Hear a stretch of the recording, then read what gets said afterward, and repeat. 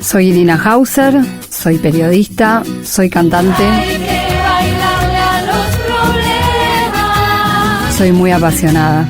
El primer libro que recuerdo haber leído es el libro de los chicos enamorados. Mi lugar preferido para escribir es un cuartito que tengo en mi casa, muy pequeño, donde en invierno me pongo unas frazaditas arriba de las piernas. Mientras escribo no me puede faltar un mate y a veces música. Me hubiera gustado ser la mujer biónica. La literatura en mi vida es el momento de abrir la cabeza y hacer lugar a la imaginación. Soy Ariel Sack, un futbolista frustrado, devenido en periodista judicial. El primer libro que recuerdo haber leído se llama Dimitri en la tormenta y es la historia de un niño en la Segunda Guerra Mundial. Mientras escribo no me puede faltar un mate a mano porque paso muchas horas sentado. Me hubiera gustado ser, por supuesto, Lionel Messi, pero bueno, entre las lesiones y que no soy zurdo, me quedé en el camino. La literatura en mi vida es la forma de desconectarme de la realidad. Libros, historias y autores. Notas al pie. Un podcast original de Radio 10 con la conducción de Ana Correa. Irina Hauser, Ariel Sack, muchas gracias por estar acá en Notas al Pie. Un placer, por favor, gracias a vos. Un gusto. Muerta o presa es el libro que acaban de publicar sobre el intento de magnicidio contra Cristina Kirchner. Primero en C5N intentaron disparar, gatillaron a 1 metro de la vicepresidenta. Hubo un intento de atentado contra Cristina Kirchner, una persona detenida. Esto es como una pieza que sigue toda la trama, no solamente de lo que fue el atentado, sino también la trama judicial. Irina, ¿qué es lo que más le sorprendió encontrar? Porque ustedes además son excelentes periodistas judiciales, un lujo absoluto, no lo digo por cumplido, sino lo sabemos todos. Pero cuando se metieron en esto, ¿qué es lo que no sabían al principio y de repente sintieron que wow? La verdad no tiene que ver con lo que hay en la causa judicial, sino con lo que no hay en la causa judicial. Y no se trata tanto de algo que puedas imaginar como las pruebas o las evidencias, ¿no? Nosotros, que además seguimos mucho el tema, conocíamos los criterios que se venían siguiendo en la investigación tanto del atentado como en otra que se ocupa de la organización Revolución Federal.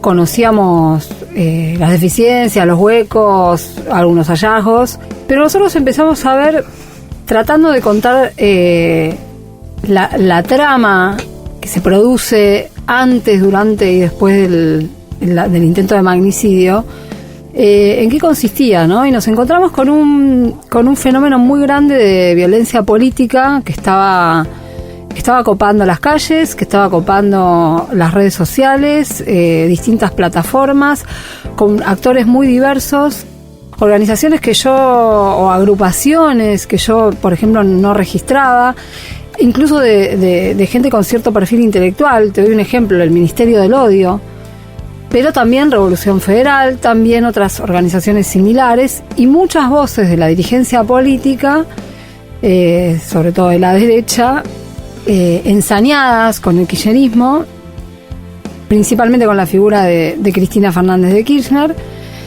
y de alguna manera dando una especie de plafón para que ocurra algo realmente grave.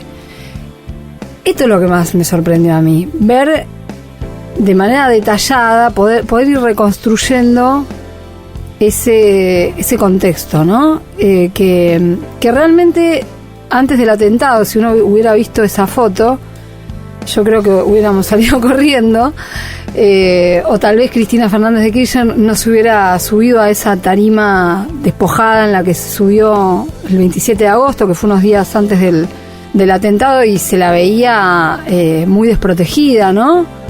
Y bueno, y la verdad es que después, si bien se cortó la actividad por ejemplo, de Revolución Federal, y dejaron de recibir su referente Jonathan Morel dinero de Caputo Hermanos, ¿no? Que era lo que venían recibiendo y que se sospecha, y la querella de la vicepresidenta cree que fue financiamiento. Aunque pasó esto, hubo hay cierto discurso habilitado, ¿no? Cierta continuidad. Y creo que es una marca de lo que está ocurriendo. La dirigencia que incluso, participó de las PASO y nos dio una sorpresa con el triunfo de Milei, me parece que tiene que ver con esto no registrado en su momento y tampoco registrado en el escenario electoral, ¿no? Un discurso muy violento llevado al acto en algunos casos y sobre todo, como punto máximo el intento de magnicidio, que ha calado muy hondo y que no se ha reflexionado acerca de cómo desarmar esto, ¿no? Y creo que por eso también nos tomó por sorpresa el triunfo de Javier Milei, que trae mucho de ese discurso y que además es un personaje que forma parte idolatrado por personas que aparecen en esta trama, como la novia del asesino fallido, ¿no? De Sabac Montiel, Fernando Sabac Montiel, Brenda Uliarte, y él también. Nosotros encontramos en el expediente una foto de Sabac Montiel con Milei que nos sorprendió, porque la verdad que no se había visto antes, pero habla de que no eran unos locos sueltos, como de alguna manera termina apareciendo cuando se corta la investigación en ellos y en otra persona más, que es Gabriel Carrizo, sino que eran personas que pueden tener algún nivel de permeabilidad a ciertas violencias, pero que estaban muy en contacto con esta violencia política. Notas al pie. La biblioteca desordenada de Radio 10. Como si le leyeran la mente, al regresar a la esquina, un señor bajito, corpulento y de pelo blanco comenzó a indicar con efusividad que ahí, muy cerca del semáforo, había un arma en el piso. Ariel, contanos, y además para los que todavía no leyeron el libro, ¿qué son estos grupos del Ministerio del Odio, Revolución Federal?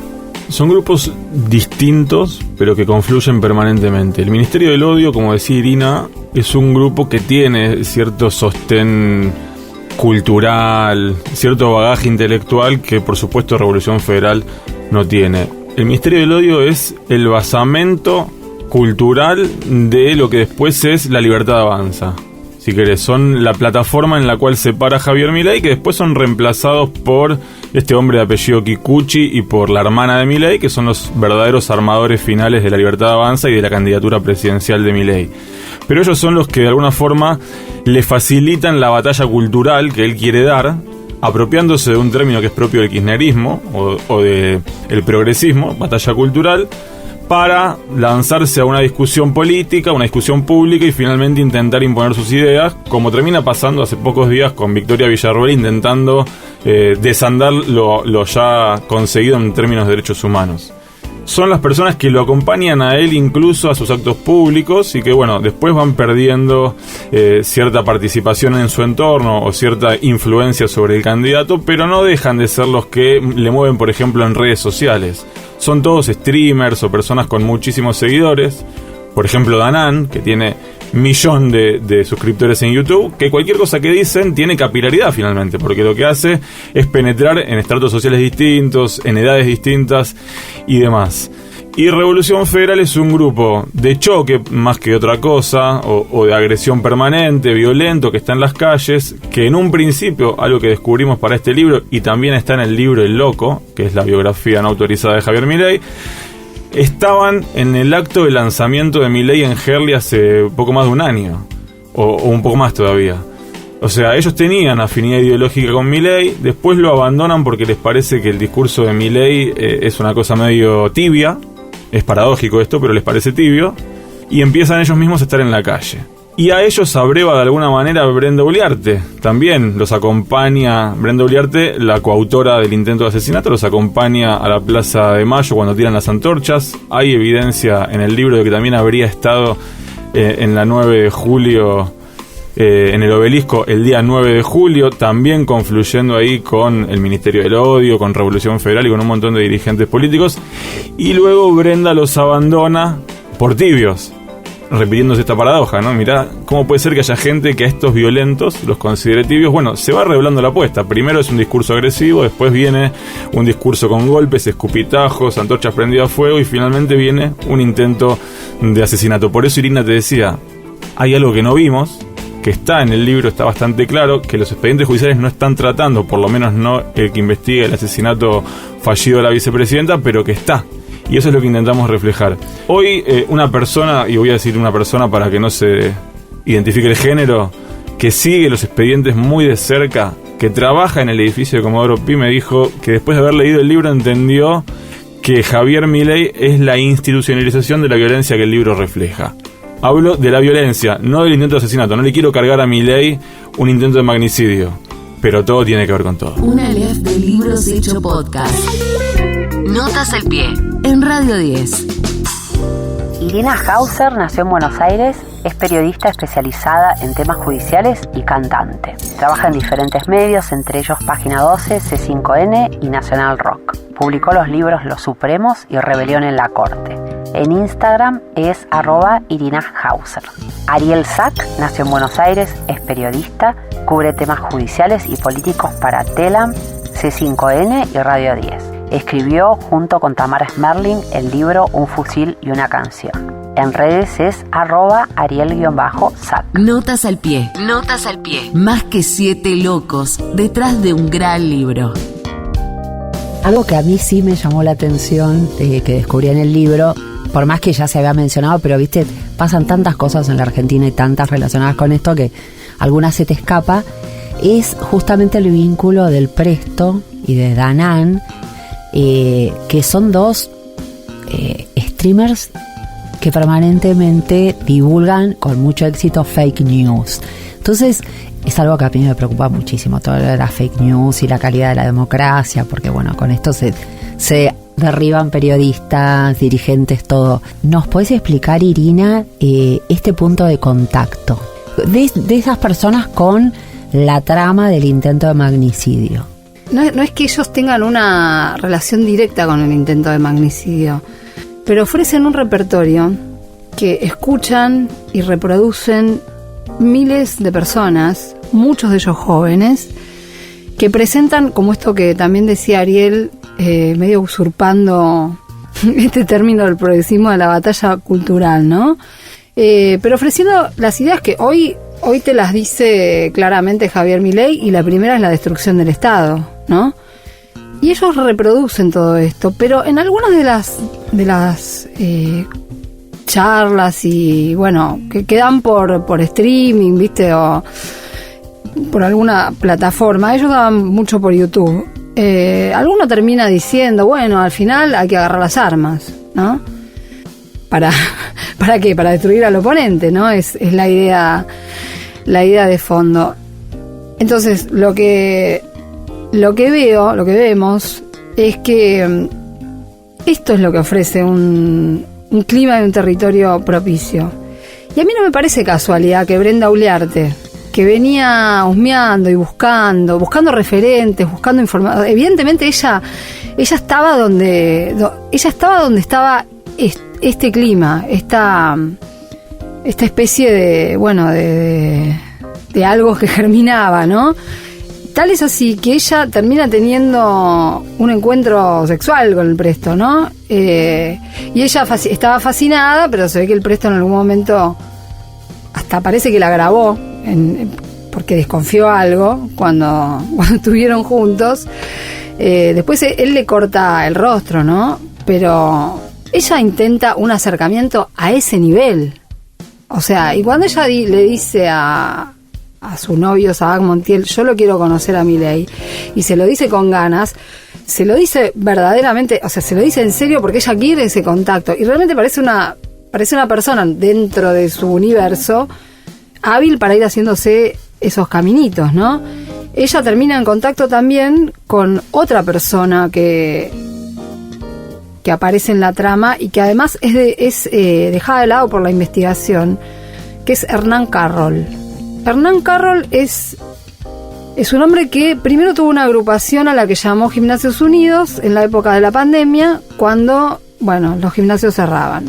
El argumento de él es que como el Estado no le daba respuesta a nada y pedía y se acercaba hasta la Casa Rosada, terminó formando una agrupación. Y esa agrupación se llama Nueva Centro Derecha.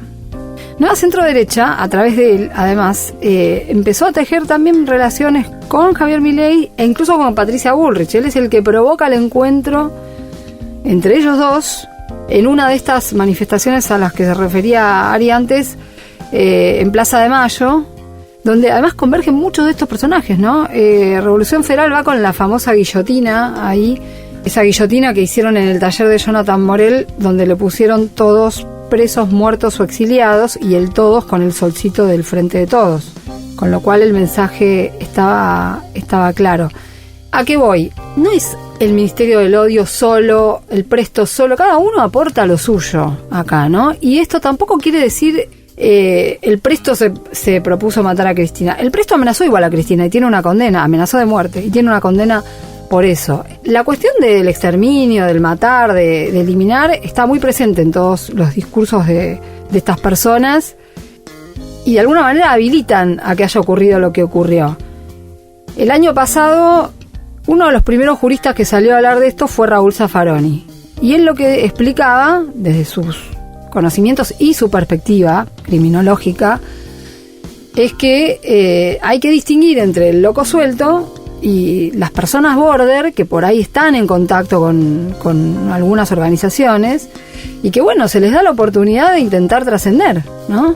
Y creo que en el caso de Sabac Montiel, leyendo el expediente y las evaluaciones psiquiátricas que le hicieron, porque él se prestó bastante también a hablar, te das cuenta que el personaje es de esas características, ¿no? Es una persona que no tiene ningún arrepentimiento sobre lo que hizo, que dice que falló porque se puso nervioso. También dice que nadie lo mandó, que eso estará por verse, porque todavía falta mucho por investigar. Y hace poco el abogado de Brenda Uliarte dijo que ella va a declarar que alguien les daba plata para ir a hacer bardo, ¿no? No necesariamente a matar. Y que era alguien del entorno de Gerardo Milman. Todavía ella no declaró. Así que no sabemos cuánto de esto hay, pero es parte de lo que también quedó afuera de que no se tiró tanto del pionín dentro de la investigación. Pero Sabac Montiel es un personaje de estas características, ¿no? Y que incluso las evaluaciones dicen que no es una persona normal. O sea, odio decir esto en estos términos, pero así lo dice la pericia psiquiátrica, ¿no? Es decir, que era una persona influenciable de alguna manera y que también podía embarcarse en una situación por sentirse habilitado, ¿no? Ahora, lo que sí hubo acá, y que eso se ve muy claramente en las comunicaciones entre ellos y con otros compañeros del grupo que ellos tenían de los vendedores de copos de azúcar, que fue una estrategia que usaron para ir a hacer inteligencia casera, digamos, a las inmediaciones de la casa de Cristina, se ve que la planificación existió. No era una cosa súper elaborada. O sea, vos no ves realmente no ves algo de la magnitud de una organización, pero ellos planearon el hecho y lo intentaron antes del día que cayó preso Fernando Sabac Montiel, ¿no? Notas al pie, la rayuela literaria de Radio 10. El celular del detenido podía ser una prueba crucial para reconstruir cómo había llegado hasta ahí con el objetivo de matar a la vicepresidenta. Era imperioso saber con quién había hablado o chateado en los últimos días. ¿Alguien lo mandó? ¿Alguien le había llenado la cabeza? ¿Era un sicario? ¿Tenía conexiones políticas? ¿Le pagaron? ¿Le pagarían? Y hay información de último momento. Mientras ves cómo detienen a Brenda en la estación Palermo del tren San Martín, la justicia se mete en el tema clave. Este celular borrado de Fernando Sabac Montiel va a ser investigado. Los peritos. Vamos al tema de la investigación criminal. Otra de las partes que llama mucho la atención en la investigación y en el libro es la famosa cadena de custodia del celular, que es algo que todavía todo el mundo, cada vez que se habla, no lo puedo creer. O sea, que se perdió la información del celular de Sabac Montiel. A mí me costó un poco explicarlo porque se supone que el momento en el que se pierde esa información es cuando alguien del juzgado federal va a llevarlo a la Policía de Seguridad Aeroportuaria. ¿Qué se sabe de cómo se perdió eso y en qué momento? Se perdió es una forma de decir, el se perdió, o sea, alguien hizo que desapareciera el contenido del celular. La historia del teléfono celular de Sabac Montiel es una historia aparte en toda la investigación. Es el error más grave que tiene toda esta investigación judicial. No se sabe con exactitud a quién se le pierde la información, a quién se le rompe el teléfono o el término quiera llamar, a quién se le resetea. Lo que sí se sabe es bajo la órbita de quién estaba.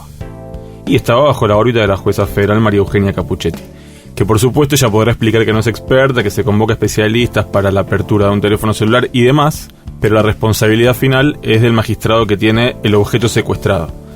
Primer punto, cuando lo detienen a Sabac Montiel no le secuestran inmediatamente el teléfono celular. Él pasa un rato largo sin estar esposado dentro de un auto con el teléfono en su poder.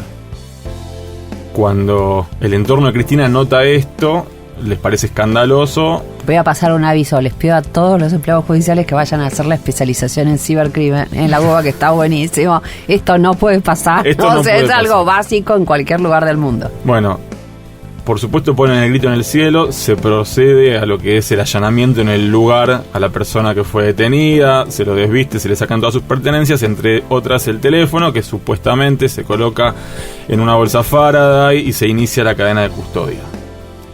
El teléfono viaja finalmente al juzgado de Capuchetti, te diría que escoltado por la persona de máxima confianza de Cristina Kirchner, que es Juan Martín Mena, viceministro de Justicia, y se le entrega a la jueza en mano dentro de este sobre.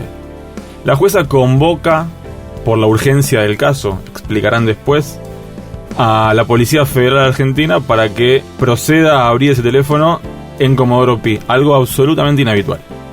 No hay antecedente que una diligencia de estas características se llevara a cabo en ese lugar. Hay estudios especializados, hay lugares especializados, laboratorios especializados para hacerlo. Bueno, primera o segunda mala decisión después del no secuestro urgente del teléfono. Cuando intentan abrirlo al teléfono, hacen un par de pruebas y se dan cuenta que el teléfono se bloquea, no lo logran abrir y deciden no seguir intentando. Empiezan a pensar la idea de pedirle al victimario, al detenido, que aporte el patrón para poder abrirlo, pero sabiendo que la Policía de Seguridad Aeroportuaria tenía tecnología más avanzada, o mejor dicho, tecnología actualizada, deciden enviar el teléfono a la sede de la PSA en Ezeiza. Hasta acá uno dice, bueno, parece bastante normal, más allá de lo que ya señalamos. Claro, ahora, entre que toman esta decisión o empiezan a evaluarla y el teléfono viaja hasta Ezeiza, pasan unas 20 horas. Y ahí empiezan las suspicacias. ¿Quién tocó el teléfono en esas 20 horas? Bueno, por supuesto el juzgado dirá que nadie, que quedó siempre en la caja fuerte. Lo que ocurre es que cuando el teléfono llega a Ezeiza, a la PSA, quien lo recibe deja un acta, una constancia en la que dice lo recibí abierto y encendido, si mal no recuerdo. Es decir, dice, lo recibí en condiciones que no son las que corresponden. Ahí empieza la historia de nuevo. ¿Quién lo abrió? Si esto debería haber llegado cerrado y con la especificación de su cadena de custodia, que tampoco le llega a la PSA, que por supuesto da aviso de todo esto. Bueno, ahí inicia un derrotero para intentar ver a quién se le abrió el sobre, a quién se le encendió, porque estaba prendido o apagado. Bien, hasta acá un montón de irregularidades, me puedo estar salteando alguna o exagerando alguna otra, pero todo bastante irregular, además de que el teléfono viajó solo desde Comodoro Pi hasta Ezeiza, todo el trayecto con la custodia personal del juzgado o de la jueza, y la mitad del trayecto con un secretario de la jueza que se bajó en el camino, para que lo alcanzaran a su casa. Bueno, por supuesto todo esto va a ser cuestionado luego a lo largo de todo el expediente por la querella de la vicepresidenta. El teléfono llega a la PSA y cuando deciden atacarlo, porque lo que se hace es atacarlo para abrirlo, se lo conecta y se le arrojan en cantidad un montón de claves de apertura, el teléfono se resetea a fábrica. Entonces dirán luego, bueno, el error estuvo o la falla apareció en la PSA. El gobierno informalmente va a convocar una junta de peritos y les va a preguntar ¿qué les parece a ustedes que pasó? Y la junta de peritos va a decir no podemos saberlo, porque hubo una gran cantidad de horas en las cuales el teléfono estuvo bajo la custodia del juzgado y no sabemos lo que pasó, pero sí sabemos que alguien lo abrió porque el sobre a la PCA llegó abierto. Se abre además una causa judicial aparte para establecer alguna supuesta responsabilidad. Alrededor de esto le toca a María Servini y se hacen una cantidad de análisis, pero sobre evidencias que ya habían. No se hizo ningún análisis técnico sobre el teléfono y Servini le devuelve a Capuchetti la causa como si la tuviera que investigar ella, que fue la persona responsable del teléfono, ¿no? Entonces por eso al día de hoy no sabemos quién fue responsable de lo sucedido. Agrego un datito más, a mí no, o sea, cada detalle realmente no deja de sorprenderme. Los policías que fueron convocados al juzgado, que ya de por sí era una anomalía para bajar la información, no era personal especializado en esto específico. En cibercrimen. Sí, en cibercrimen. No, pero por ahí estaban vinculados a un área de cibercrimen, pero hay que tener el know-how para bajar la información de un teléfono con esta tecnología que se llama UFED y terminan diciendo no, hay que pedirle el patrón. Entonces es porque mucho conocimiento no tiene. Y por supuesto cuando le fueron a pedir el patrón, más allá de que la jueza después lo mandó a la Policía de Seguridad Aeroportuaria, cuando lo indagan a Sabac Montiel por primera vez, dice, no se los voy a dar, ¿no?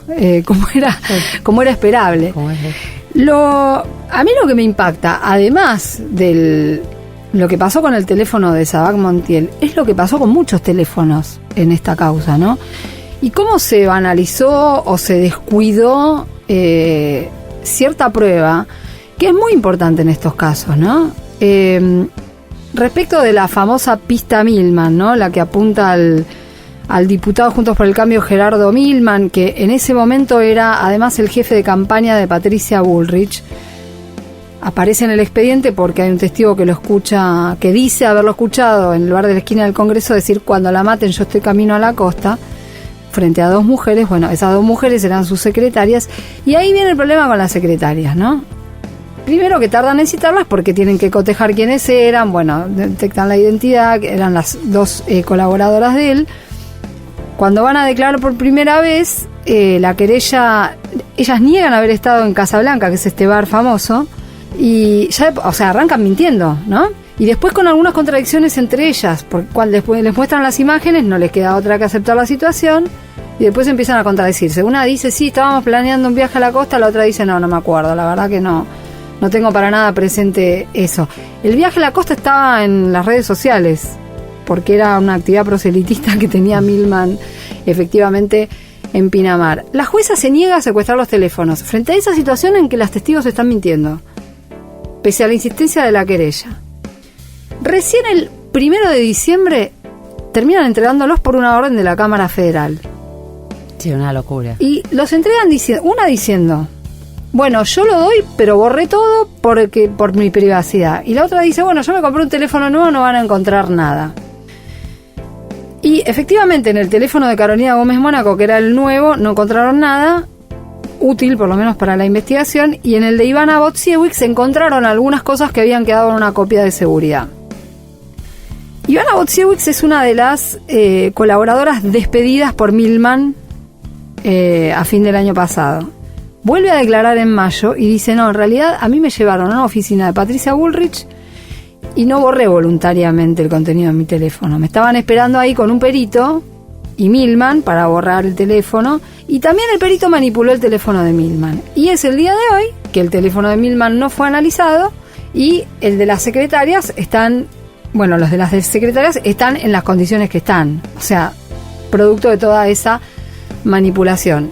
El teléfono de Hernán Carroll, que es una persona que te mencioné antes, que además Sabac Montiel dice en una carta que le manda al juzgado, Hernán Carroll es la persona que tiene que decidir quién va a ser mi abogado. En ese momento nadie sabía quién era Hernán Carroll. Después descubrieron toda la historia que te conté antes. Lo citan un mes después de la carta a Hernán Carroll, que la verdad que va a declarar de manera casi risueña. Entrega uno de los dos teléfonos que tenía encima y estaba borrado el día anterior. Por eso digo, el de Sadoc Montiel es el peor. Pero ves este paquete y realmente es inentendible. Sí, se amparan en que fingen demencia con algo que ya debería ser, todo el mundo sabe cómo hay que tratarlos. Son pruebas elementales. Son pruebas elementales, exactamente. Pero bueno, este libro sin duda nos acerca un montón de datos, es muy, muy impresionante y nos deja un montón de interrogantes que supongo que más adelante saldrá la segunda parte. Así que bueno, muchísimas gracias Irina, Ariel, por pasar por acá por Notas al Pie. Un gusto. Un placerazo. Escuchaste Notas al Pie, un podcast original de Radio 10, conducido por Ana Correa. Producción Pablo Guayman. Coordinación de contenidos Sebastián Pedrón, Fernando Candellas, Marcelo Figueroa, Martín Castillo. Edición Jorge de Tesanos. Nos escuchamos en el próximo capítulo.